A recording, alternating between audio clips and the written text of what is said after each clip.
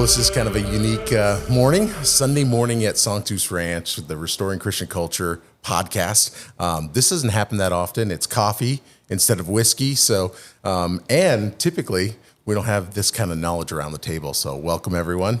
Thanks for We're having happy us. to have you. Thank you, Dan. Doctors, it was a great night. You guys gave great speeches last night. And Nick, we appreciate you being around and joining us as well. So we thought today would be a good opportunity to kind of recap what went on, what's new and exciting, and where the traditional movement's heading. Yeah, it's a big topic, that's for sure. So, where are we headed, y'all? Where are we headed? That's the question. Do you guys have, I mean, it's a good actually icebreaker question. Like, we're a month and a half-ish into Leo's pontificate. Any initial thoughts, feelings, kind of ideas where things are headed at the moment? You know, it's kind of hard again to kind of predict, but any initial thoughts? Well, I think that there's an almost universal feeling of relief just to have a different pope and one who seems so much more placid and so much more respectful. Almost every speech he's given has been either rock solid or quite decent. I mean, in terms of even just what he's saying, it's of a much higher quality than anything we saw in the past 12 years. Obviously, I don't think Pope Leo is writing everything, but he must have renewed the body of writers who are working for him because his documents sound more like Benedict XVI or John Paul II. He has already caused minor controversies because certain appointments he's made are not the appointments that, a traditionalist would have hoped for. But on the whole, I think that we can just be a little more relaxed now, and we don't have to fear.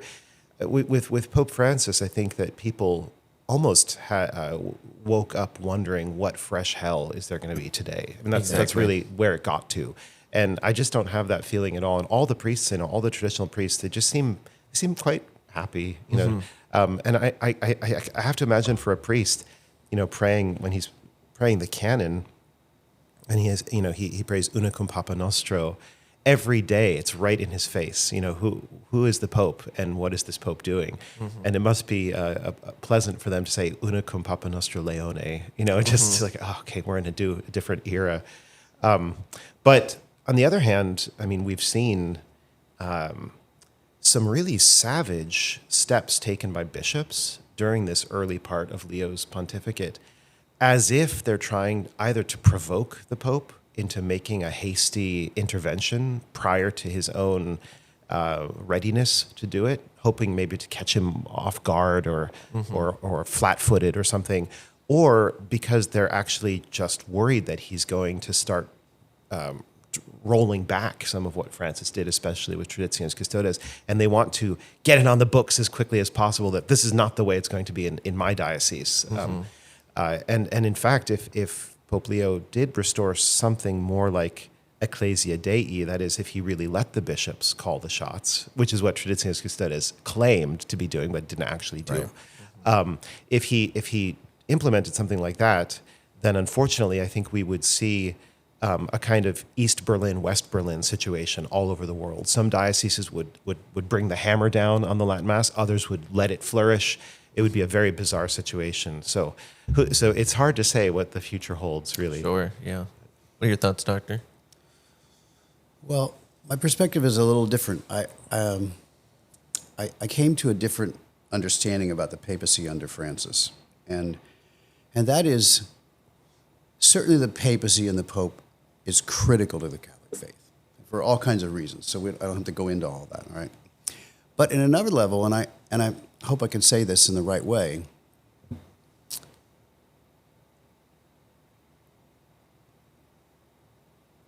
he's kind of meaningless at one level in the sense that I've got Christ, I've got the sacraments, I've got the Mass. In my day-to-day life, it doesn't really matter what the Pope is doing or what kind of interviews he's giving or things like that.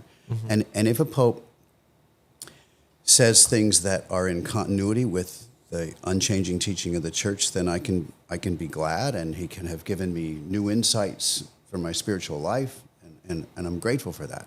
And if he says something that's not in continuity with the teaching of the Church, it doesn't have to change my personal spirituality and the way I live my daily life. Sure. That has to be his problem, not my problem.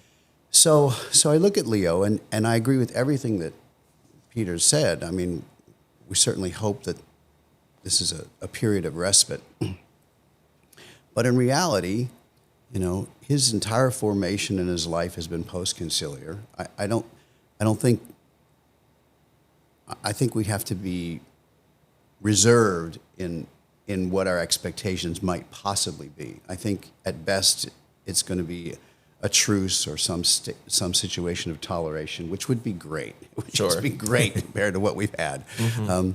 But I just, I just lower my expectations and keep my head down and do my job. Sure. Let other people worry about, trying to parse everything that the Pope has said and what it means. Yeah, I absolutely agree with that. And in fact, I received a lot of praise and blame for a decision I made that I announced on my Substack a few weeks ago, where I said, having laid out my hopes and fears and prayers for Leo XIV, I then said, I intend to not talk about the Pope very much because we need to move away from this hyper-papalist mentality where he becomes the Delphic oracle, he becomes the Mormon prophet. Every day we're wondering what's new, what new law will be handed down from Mount Sinai or whatever from the Vatican Hill, and it's just it's a very unhealthy way of leading a Catholic life. It seems like there are whole corners of the apologetics industry that consist of nothing more than just regurgitating and commenting on papal statements. I mean, when did that happen? We know it's something with modern media. It's something that began with the age of newspapers, Pius IX. I mean, this has been going on for at least 150 years, and it needs to be checked. It needs to be there needs to be a counterbalance back towards local Catholic life, lived with integrity, with fullness of tradition. So much so that people have said we almost need to be more like the medieval peasant who doesn't know who the Pope is in Rome. There were times people could live their entire life and not even know who the Pope was. Yes, and it didn't matter because the faith was constant and the practice was constant, and exactly, and the expectation would be that the Pope would preserve that. Yeah. Right, and there's one really amusing document that I saw somebody shared online, an excerpt from a letter that Blessed Junipero Serra wrote. I think this would have been the late 18th century.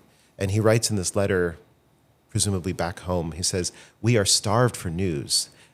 Please tell us everything you can, but especially tell us who the Pope is, because for the last year and a half, we haven't known whom to mention in the canon." And I'm thinking, it really was true that in California back then, they had no idea. Right. So, and it didn't matter. Yeah, it's interesting. I think that what we'll have to consider is the reality that, unfortunately, whether we like it or not, we've kind of turned into a global village. I don't like it because I feel, as someone who comes from small town Texas, that the outside world likes to corral us in and then take Texas apart one piece at a time until we're no longer Texas. Same thing with the United States, just becoming a multicultural place. It's not something that's very, very, I guess not just amusing, but good. But Leo will be interesting, I think, in this way. Young people are looking for clarity on social issues, especially growing up in the midst of the early 2010s, seeing, particularly in 2014, the rise of homosexual supposed marriage, as well as that's when wokeism really kicks off, is in 2014, 2015. All of these young people have grown up in that world. So it's like they're used to going to a public school where there's pride flags. They're used to being told all kinds of crazy things. So therefore, you're starting to see this resurgence and interest in Catholicism and also in other kind of just traditional forms of little r religion. And what will be interesting to see is how the Pope responds to it. So I think he could respond maybe in the ways that the popes have in the past. So kind of these just...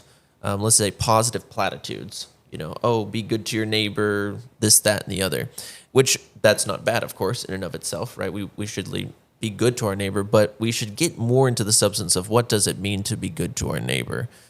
All of the commandments themselves in some form or fashion, right, are loving God and loving neighbor. And it'll be interesting to see how he pushes forward with that, because since he is on Twitter, right, and he had a life on Twitter before becoming Pope, I know that he's not ignorant of the social trends in both the faith and in Western society. And so, especially with the Catholic faith, you have basically two, at least in America anyway, two major strands. On the one hand, you have all of us, right, the traditional movement that's growing and increasing and fighting for survival. And then you have what I mentioned last night at our table, which is this really weird amalgamation of, on the one hand, individuals who are politically extremely conservative, like pre-1920s conservatism, but yet at the same time, I think that because they're ill-informed, they love the new Mass, they loved Pope Francis, and this came from, I think, more so than anything else, naivete.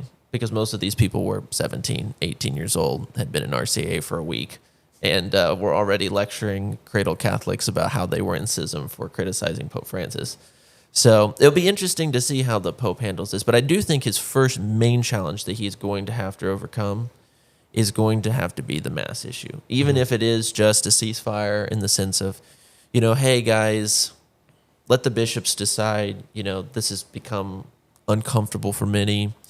Ideally, it'd be nice to see a return to the Summorum days. Yes. Right? That would be the best situation. Maybe even the better situation would be just, hey, not only just the Summorum days, but let's codify this in some type of more formal way to where this can't be opened up again. Just kind of end the debate once and for all.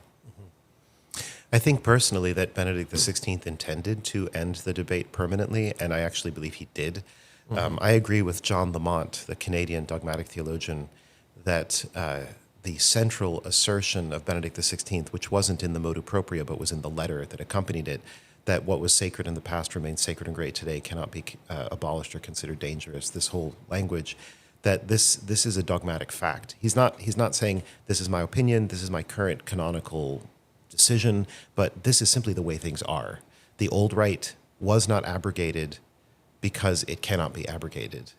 And even Paul VI, who was asked to abrogate the old rite, actually, I don't think it was Paul VI who was asked to do it, but Bernini asked the Congregation for Divine Worship to officially state that the Missal of Pius V had been abrogated because there were so many doubts in the early 70s over this question. And they refused. They said this would cast dishonor on many centuries of church tradition. We will not say that the old Missal is abrogated. So it never was, and it cannot be, and it will not be. And so this is why it remains true today that every single priest of the Roman Rite has the permission, because of his ordination, to celebrate the traditional Mass. The only thing that could arguably be controlled is the public celebration of the sacraments. So a bishop does have a legitimate concern in saying when and where you say Mass, what is your assignment? If you're assigned here, you need to do Mass in Spanish or whatever it might be. So I'm not saying that the priest is simply a free agent who can decide everything, but in terms of, may I say this old Mass? Yes, of course you may. And if you're a priest who's stuck in a situation where you need to do the Novus Ordo throughout the week, at least on your day off, you can certainly celebrate a private Mass according to the old Missal. Nobody can stop you from doing that. And if a bishop says, I don't give you permission, I don't give you faculties, he's just making that up from thin air. There is no such thing. Yeah, I want to follow on that just a little bit, Peter, because you're right. A priest by ordination has faculties to say Mass, period. And the bishop has not only the right, but the responsibility to regulate liturgical practice in his diocese. But if you have an approved rite of the church and a priest has faculties to say Mass publicly in the diocese, does the bishop really have the authority to say, well, you can say this approved rite, but you can't say that approved rite? It's sort of like in the Novus Ordo, there are lots of options of different things, right? So you have 3 penitential rites. They're all approved. Can the bishop actually say, you can only use penitential rite A, you are not permitted to use penitential rite B or C? I'm not sure that that's a proper use of his authority. I mean, yes. I'm not an expert in the matter, but But it seems to me if you have approval to say public mass, then you have approval to say the old mass publicly. Now, to clarify that, the bishop can certainly say, we need Novus Ordo masses in this parish, and I want Novus Ordo masses said because that's the need of my diocese, and so on and so forth. So there's certainly amount of regulation in terms of what's offered where to serve the needs of his people. Yes. But if a priest says, "Look, I want to say the TLM Sunday afternoon at 3:00 and make it a public mass," does the bishop really have the proper authority to say, "No, you can't do that"? It's an excellent question, and I think that it's actually an area of some grayness, in my opinion, in terms of where the line is drawn for what the bishop can control and what he can't control. And this is a very hot topic right now because of Bishop Martin in Charlotte, who, when his 20-page draft document was circulated, was leaked. And that was, by the way, I think that was fantastic. What a phenomenal strategic strike that was against a bishop who was about to do something insane. And he may still do something insane because that seems to be the kind of bishop he is. But his 20-page document micromanaged the Novus Ordo, including provisions that were simply contrary to the general instruction of the Roman Missal, contrary to Vatican documents. He was going rogue. He was just shooting down any expression of tradition or reverence in the diocese, even ones that were completely legitimate and even required in some cases. And so, I mean, to take the most obvious example, a priest facing eastwards ad orientem is built into the new missal. I mean, a lot of people don't realize that, but all you have to do is look online. There are tons of articles about this. There's one called The Normativity of Ad Orientem Worship According to the Ordinary Form from 10 years ago or something. And it goes through, it's got photographs of the missal, where it says, the priest turns around and says to the people, "The Lord be with you." It's like, well, what is he? Is he spinning like a pirouette? I mean, what's going on here? Obviously, it's because he's facing east and he has to turn around to say that.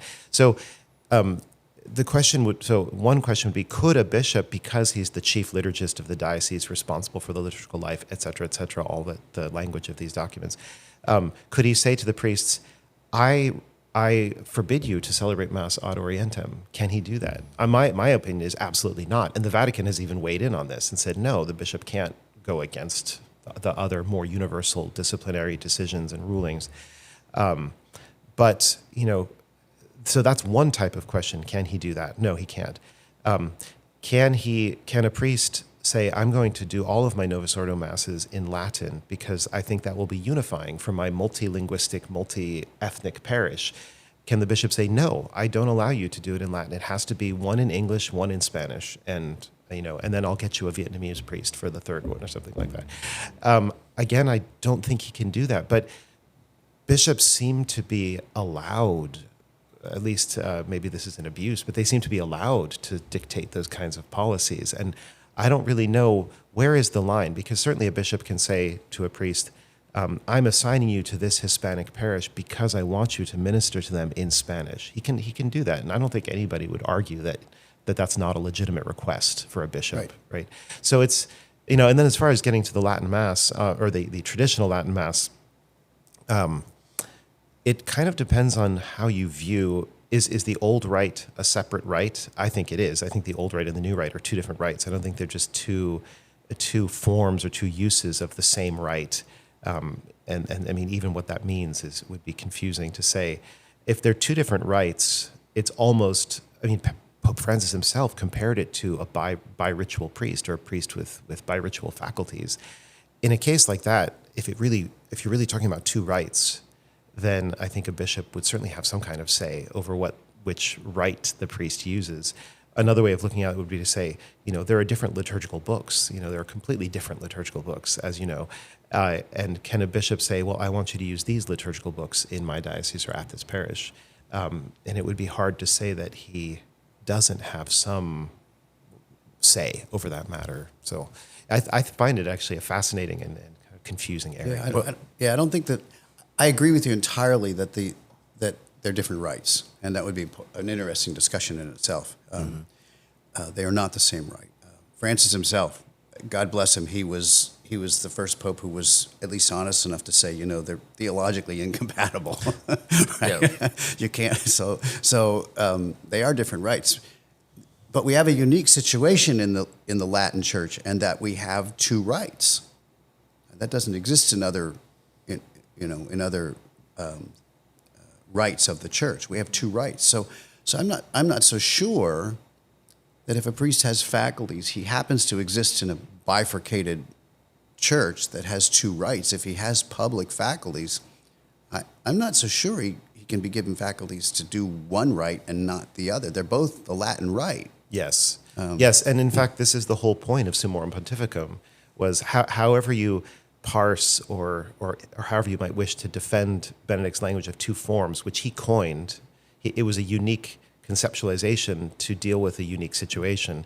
What he was trying to get at practically was, you're a priest of the Latin Rite. Both of these liturgical books are available to you for use, right? According to your pastoral discretion, according to the requests and needs of the faithful, etc. It was a truly pastoral approach. It was very pragmatic. And I always thought that was sort of for lack of a better use, political language, that he did not want to say there are two rights. Exactly. Because he didn't want to charge the argument that bishops would have this control to over separate rights separately. Yes. He didn't want to get that debate going. Right. Well, as my friend Gregory de Pippo pointed out, if Pope Benedict had said there are two different rites, he would have been overnight granting by ritual faculties to tens of thousands of priests, and that's unprecedented. That's never happened before. So he was trying to find a way to shoehorn the two of them into one rite. Right. Well, and I'm kind of curious now, as we talk about this is a lot about the priest and what can he do, but what about the faithful? We brought that up. We're all lay people. And so what does the faithful do with this? If there's confusion and challenges for the priest, what about the faithful that are just saying, wait, no, I believe that this is what's going to nourish the souls of my family. I've got to go find it. But they're up against just incredible direct persecution and then gang warfare. It's almost like mob warfare out there to go, oh, you can't do this or you can't do that. I'd love to have some thoughts on what do the faithful do? Sure. Yeah, I think it kind of comes down to a couple of questions that you'd have to ask yourself, and ask yourself especially if you are a parent, which is, you can ask the basic question, do I want my children and my family and myself to have the best chance of making it to heaven? And we know from your talk last night, it was phenomenal going over the statistics, that statistically speaking, your best shot is going to be in the traditional world. That's an objective fact, just like, the sky's above us, right? That it's just an objectable fact. That being the case, that oftentimes requires a lot of sacrifice. And sacrifice is part of our theology. Suffering is part of our theology. I just remember last week when we were doing the Ignatian retreat, Father Asher just kind of beating into the guys' heads the mentality of suffering is here, it's part of this world, but learning how to deal with suffering and unite that to Christ is what can truly sanctify a soul. That suffering doesn't have to be maybe an extreme example that we think of, someone dying of cancer, someone who's in a ditch wounded or something. It could be that, of course. But for most people, it can be something like, I have to drive 2 hours on Sunday, in order to go to Mass and take my kids there. I have to maybe relocate and move to a place that has the traditional Mass in a traditional school that's available. I need to think of those things. If, for instance, you're a parent, the way I think about it is you have the fourth commandment, right? And we think of oftentimes the fourth commandment in terms of children obeying their parents and showing them honor. But there's a lot in moral theology of the parent that is required of raising up his children. And so things like, it is listed under every single moral theology textbook that public school is a sin against the first commandment, a sin against the virtue of faith. Outside of it, an extremely grave cause, and even in that grave cause, you need to basically be balancing out their Catholic education. How often is that happening? How many priests in the new Mass world are saying even this once a month or once a year or once a decade from their pulpits, hey, don't send your children to public school. It's completely rare. Well, it's actually the opposite right now. They're saying, Yeah. no. We're going to rent to a public school, and you should send all your kids there. Exactly. And That's what we're getting from And the shepherds. we'll take down the crucifixes and the images of Our Lady. So my point is mostly you have to recognize, like, okay, if I'm made to know, love, and serve God, that is the reason I'm on this planet. And if I have children and I want them to know, love, and serve God, and I'm going to be judged based off of how well I formed them to the best of my ability, then my advice is you need to be willing to, I think, to use your language from last night, be willing to give sacrificially. And that can mean things like, for instance, for myself, I'll give an example. It's easy for me because I'm single and I don't have kids. But for me, it's things like, okay, well, if I want my future children, my future wife, and myself to be in a good place, that means I need to go and live near a priory, near like a society priory or something like that, or near a fraternity parish or an institute parish or something to that effect. At least with the society, they have, full school there, so I can send my children to school. If it's in St. Mary's, Kansas, I can send them to school, and then I can send them to college. It's a great formation. Maybe that's not you out there listening, right? But maybe what you can do is you can do things like take your children to Mass as frequently as possible. You can definitely sit down every single day or a couple times a week and teach them out of the traditional catechism. You can definitely ward off bad entertainment from coming into the house. That's a major, major, major one. Things like that, right? Being very, very practical, finding other good community. The ideal, of course, is to, I think, move and go to a place, or if you have the means and a lot of people establishing something. But it's oftentimes just the little day-to-day things that can make a huge difference, I think. And so that's what the lay people should do. And the last thing I'll say is, don't fall into this mentality of thinking, falling into, let's just say, a non-Catholic form of obedience that you've talked about, where it's essentially, again, I'm a newish convert. I'm 6 years into the church. But the way I viewed this kind of hyper-papalist form of obedience was very cult-like. It kind of reminded me a little bit of Jim Jones. It was, let's turn off the intellect. Only the Pope has the intellect. Everybody else, I guess, doesn't have that faculty. Like Averroes, agent intellect for all humanity. Exactly. And it's just like everyone doesn't have it. We can only understand him through a handful of YouTubers. And then we just try to live our Catholic life, even if that Catholic life means that if the Pope came out tomorrow and said, no one can be praying the rosary. Okay, well, I guess we have to obey, no one can, you can't read the Bible for more than 5 minutes, Oh, I guess we have to obey. It's like, no, that's ludicrous. Of course, those are extreme examples, but it pulls out the idea to the point where you can recognize, okay, legitimate obedience is to conform you to the religion of Christ, the once and for all given religion of Christ. A false obedience is making you obey something that doesn't land that. But I want to stay on this for a bit because I think this is a really key issue. I know it in my own personal life, and I think I mentioned this to you when we make a decision not to obey something, even if it's well-founded and it's the right thing to do, it should hurt. Absolutely. Right? Obedience is a really primary virtue that we have to foster. And in this day and age of everything being personal and relative, it's very hard to discern properly you can read the books and you can do this, but it's hard because if your leadership is not, you can't count on your leadership. There should always be this tugging about, well, is this me? I mean, that should always be bothering you a little bit, right? Yeah. And so I think, Peter, you mentioned about, bishops kind of abusing their authority and just being allowed to just sort of do anything. And people rightfully should be hesitant. I'm not saying they shouldn't challenge them, but they should be hesitant to do that. Pope Francis, I think this is why he wasn't, for lack of a better word, he wasn't taken down, right? I mean, the dubia came out and there were theologians that offered this, but no one ever made a definitive statement, if that could even be done, right? A definitive statement or something saying, this is heretical, you're wrong, there was a lot of care because of our respect for obedience for proper authority. Mm-hmm.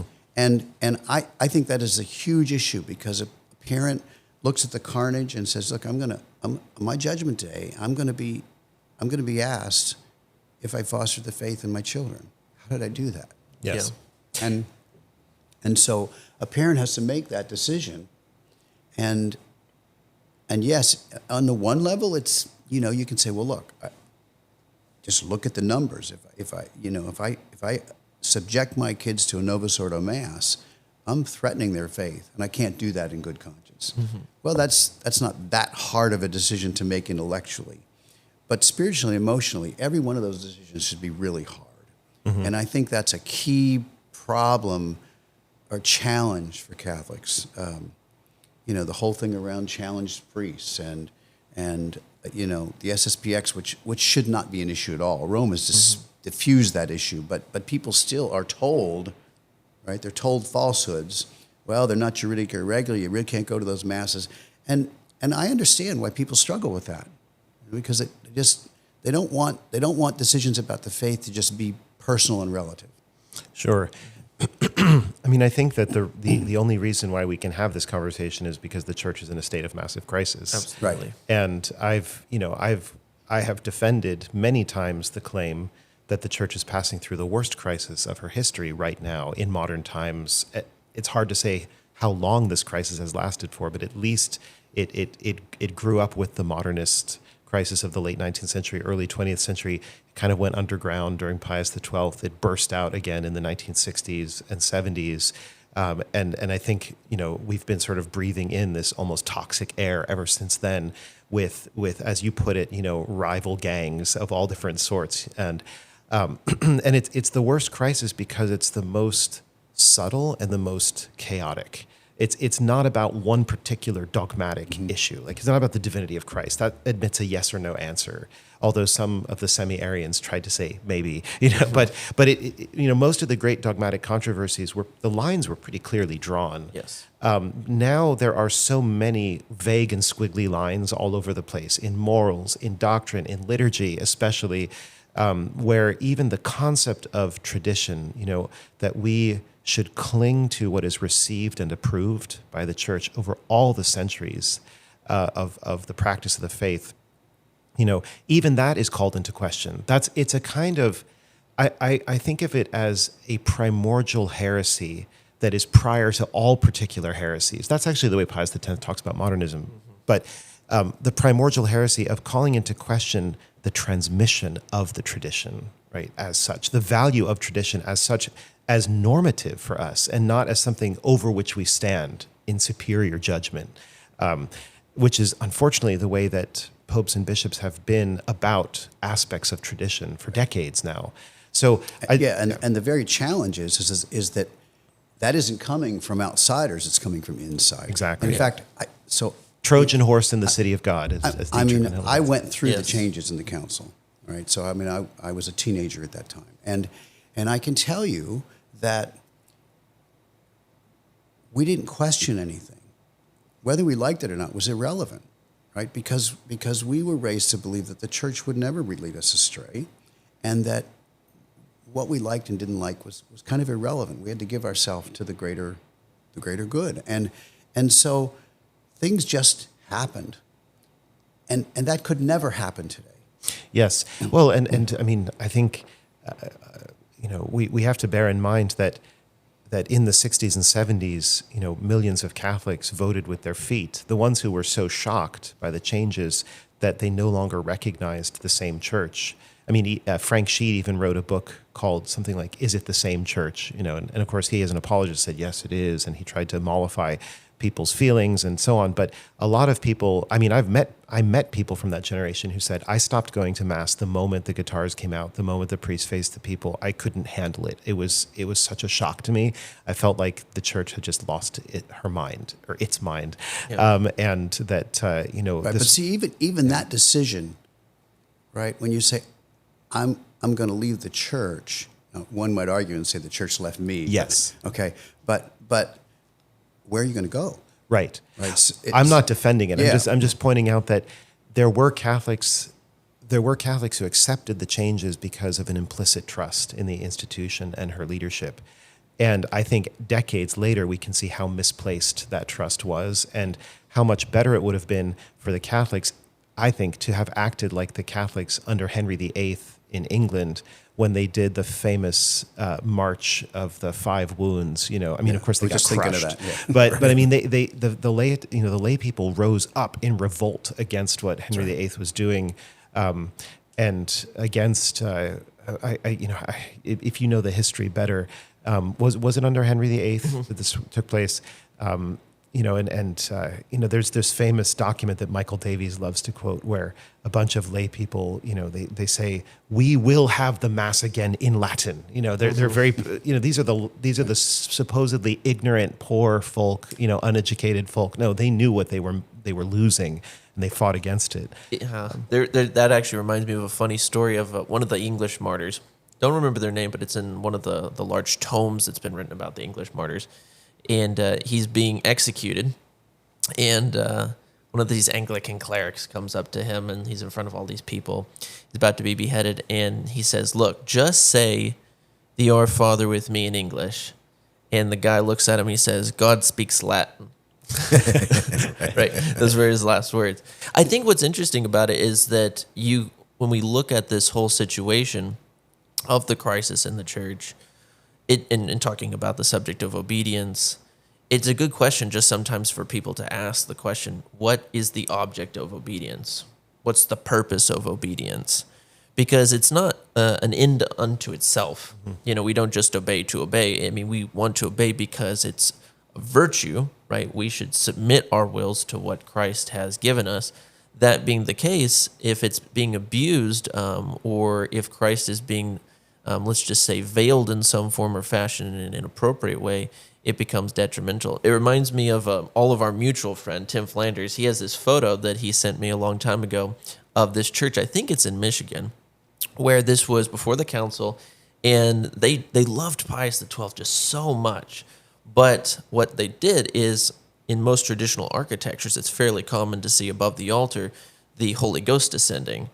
They had gone and they had taken Pius XII and put him over the image of the Holy Ghost up above it. It was that kind of, let's just say, devotion, misplaced devotion. And, while it may not have been common in textbooks, it's funny, the manuals, they kind of get a bad rap, unfortunately, but they're not over hyper-papalist. They're fairly balanced in their approach. But then on the ground, when it came to the parishes, it was a nightmare. So yeah, I think asking that question for a lot of ordinary Catholics, just saying, okay, why am I supposed to obey? Sure. Why am I supposed to obey? And I want to make sure that we talk about this too. You talked about people leaving after the council. I see it happening right now. We get these edicts. I can't tell you the last time I heard you shouldn't go to a Protestant church. Yes. I can't tell you the last time there was anything saying, no, this is absolutely false. But our church right now is allowing people to leave in droves, and no one's speaking to that.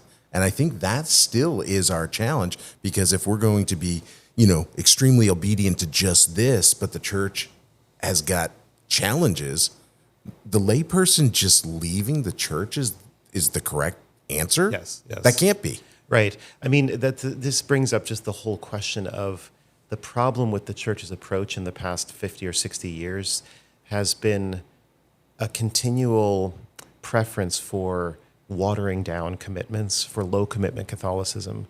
And the statistics show, sociologists have researched this, and what they've seen is that high commitment religion is what retains and attracts members. The church, in a sense, can never... If you're talking about the kind of people who only want religion for a little bit of comfort, maybe to their conscience or for fellowship or whatever, there's always going to be some Protestant group out there that's going to do that better than the Catholic Church. It's just like with the sort of pseudo pop style so-called sacred music, not really sacred music, where we can never compete with all of the secular music makers out there and with the Protestant bands and whatever. So if people are looking for that, they're always going to find it better outside the church. If they're in the Catholic Church, what we need to do is help their faith become deeper and deeper and more solid and more true and more full in every way. And we have 2,000 years of resources with which to do that. Exactly. Yeah, I remember when I converted from the world of those, pop concert, rock and roll style evangelicalism. And coming into the church, I went to 3 new masses, and I walked away from it saying to myself, Lord, I know that this institution believes that you're present in the Eucharist, but I don't believe these people do. Based off of just, not just the way they were dressed and the way they behaved, but also, in fact, the music. Yes. Because it was so weird to me. I was like, you guys have 2,000 years of some of the greatest music that has ever been written on an objective level. Even if you're not Catholic, you can appreciate it. And yet you're using stuff we used, but not even the stuff we use now. The stuff we used in like 1990s and the early 2000s. Like I can tell you, your average new mass parish, when they're doing praise and worship, they're not doing praise and worship of today. They're doing praise and worship from like 20, 30 years ago. They're backwardists. They're very backwardist. So I'm sitting there like the lights are all on. It's this guy in like a short sleeve shirt playing a guitar up there. What's going on? Like recently, my friend Devin and I, we were in line for confession at this beautiful German church that's over in New Braunfels, Texas. Just glorious, beautiful German church. And we don't know what's going on because in front of us, I don't know if it's a wedding, a baptism, or a confirmation. I don't know what it is because I see children in confirmation clothes, but there's a baptismal font. But the priest is wearing wedding vestments. And it's all in Spanish, so I'm sitting there kind of confused, me and my friend being kind of the only Anglos in the room. And it's time for the presentation of the gifts, right? And what they end up doing is blasting music from a speaker. And it's so loud that us who are in line, I'm in tears trying not to laugh because it's so awkward. And it's some Spanish song. And I told Devin afterward, I said, silence is your friend in Mass. Like if you're a priest, even in the new Mass, you don't have to be saying things. You can be quiet. Of course, it more or less forces you in that world, but it's truly a tragedy. And that's why I do think that long term, you will see, as you pointed out in your statistics yesterday, you will see parishes continue to close. You will see people, as we online say, cope and seethe, right? Continue to dig their heels in and try to justify these things. You'll have that obstinacy. And I think the only time that will actually get serious is when we start to see some of the great churches in Europe start to really be handed over to the Muslims. Like I've theorized this. I don't know if this is true, but play along with me just for a second.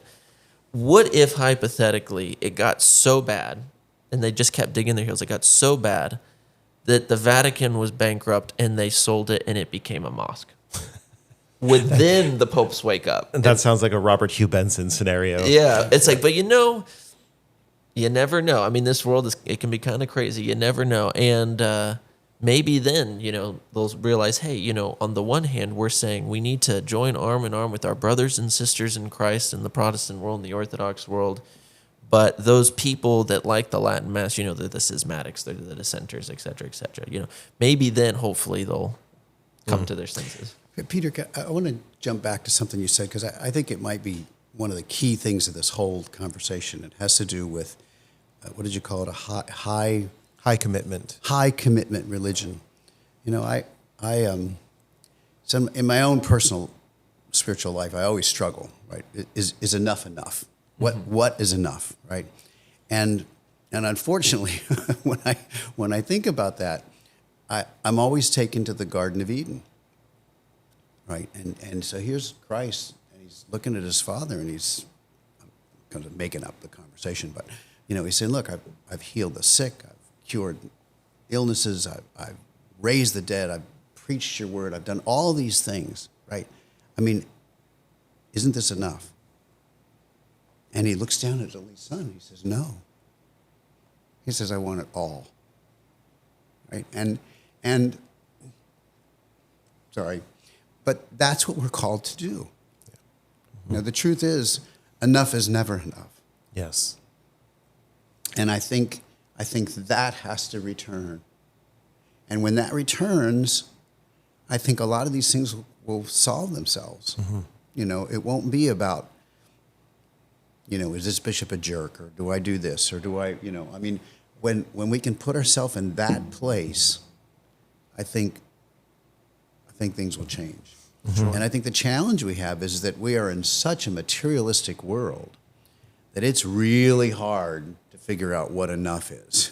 Yes, yes. Right? We are so comfortable.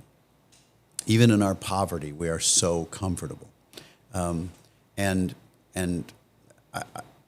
I just didn't want that to go, because I think that is really the key, that the Catholic Church, it's not a high commitment religion, it's a total commitment religion. Yes, yes. I wanted to just return for a moment, but I'll also connect with that thought to the obedience question, just because I think we kind of left it hanging. And it seems to me that the best way to put the issue is to say that obedience is a major virtue, but it's subordinated to and in service of truth and charity. It's meant to attach us to the truth, to Christ himself, who is the truth, and all that the word truth contains. And I would put tradition there in that category as well. But also to preserve communion. So the charity and the truth, these are the two crucial, not that truth is a virtue, but adhering to the truth in love is what obedience is for. And therefore it's not an end in itself, and it has measures. It's a measured virtue. It's not a measureless virtue, something that you just sort of shoot at random towards any object, or what have you.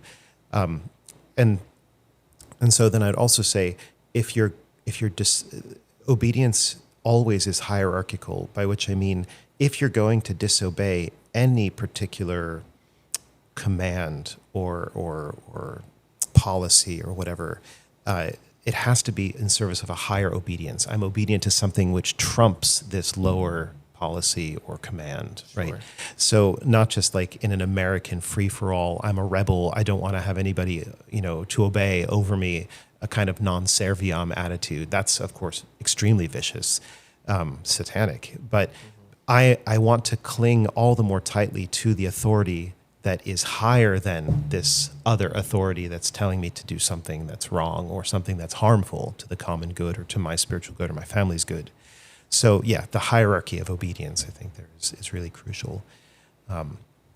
Yeah, absolutely.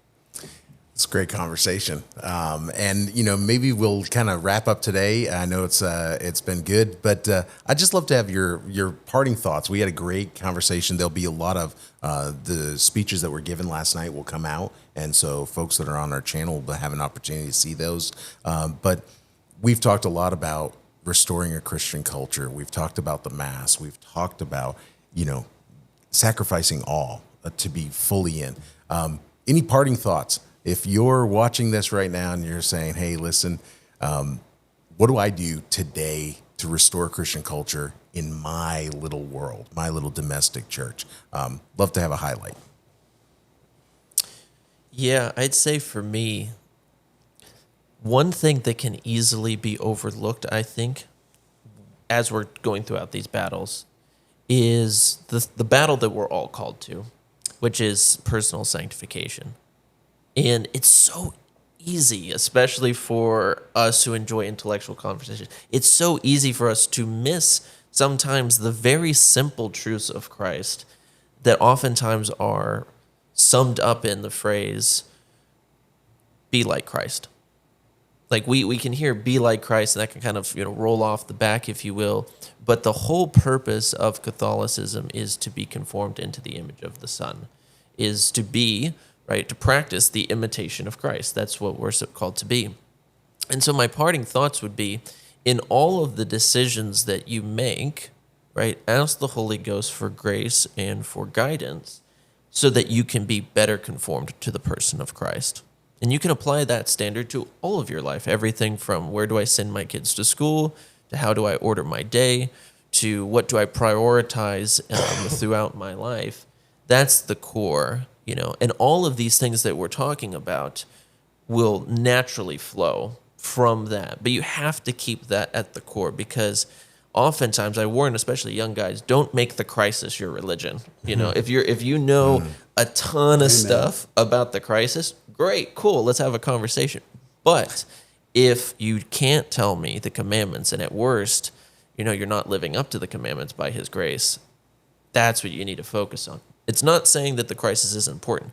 It is, and we need better material on it. We need to have better discussions on it, but it has to be subservient to the ultimate purpose of man's life, which is sainthood. Because if we're in heaven, right, which is our home, our final destination, that's the only thing that should matter. Amen. I agree with that. So I'm just going to go in a different direction. Sure, yeah. And I'm going to make the point that I think that Catholics need to work very hard calmly, but they still have to work hard to surround themselves with beauty in all forms: musical beauty, visual beauty, liturgical beauty, and not because of aestheticism, but because this is food for our souls, and this raises our minds and hearts to God. It's a balm for the spirit. We need this. God gave us beauty for a reason. Natural beauty, everybody acknowledges how wonderful the natural world is. Sunrises, sunsets, mountains, oceans. Everybody talks about this, animals and plants. But in the realm of culture, in the realm of the church and the liturgy, our modern Western world is unrelentingly ugly in some ways, right? I mean, the asphalt jungles and the skyscrapers, and just, people are kind of trapped in this man-made world of steel and concrete, and it's very... It has nothing transcendent about it, nothing theocentric about it. And so we actually, in our homes, we should take thought for, let's have beautiful works of art. Let's listen to good music. Let's make music together. Let's sing. Let's learn how to dance, real dances like English country dances and Virginia reel and waltzes and things like that. Let's try to rebuild a culture of beauty. And obviously in the church, in the Mass, most of all. I think I see this as almost a kind of countercultural, not a rebellion, but a restoration, of culture. That's exactly what you're asking about. So we have to take the beautiful very seriously. Yeah, That's wonderful. I think the only thing I would add to that is that, certainly challenge yourself at your level of commitment. In your pursuit of sanctification, what's holding you back? What is your level of commitment? But I would also say we have to seek out people with whom we can do this together. We are really a communion. The Catholic faith is a community, and I think one of the things that we struggle with the most, particularly when parents release their kids into society, they're just overwhelmed with this ugly, hedonistic, demonic society that just presses on them, and they cave when they don't have anybody to hang on to. And so I would say, not just make a personal commitment, but make the sacrifices that are necessary to connect yourself with other people who are willing to make the same levels of commitment, willing to make the same kinds of sacrifices, that you can support each other in doing that. exactly. Yeah, I think that's wonderful. Well, gentlemen, thank you very much. This has been an exceptional episode of the Restoring Christian Culture podcast, and I look forward to you all coming back and visiting us again soon. This is a great place. It'd be great to come back. Yes. It'd be wonderful. Thank Always you, Dan. welcome. All right, take care, everyone. God bless.